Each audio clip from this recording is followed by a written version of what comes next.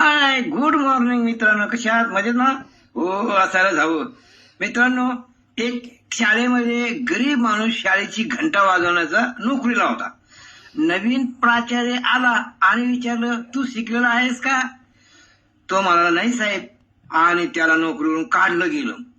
कधी कधी एक दरवाजा बंद होतो, पण तीच वेळ असते बदलाची सुरुवात. तो माणूस निराश झाला, पण थांबला नाही. त्याने समोसे बनवायला सुरुवात केली. लोकांना त्याचे समोसे आवडले. हळूहळू त्याने दुकान सुरू केलं आणि नंतर अनेक दुकाने.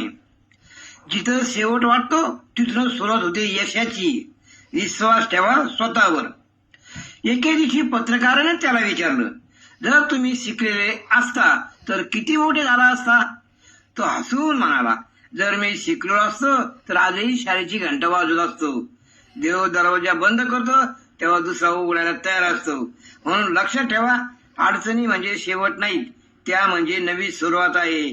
तर चला उठा, ऑनलाईन व्यायाम करायची वेळ झालेली आहे. मी पण येतोय झूमवर आणि तुम्ही पण या.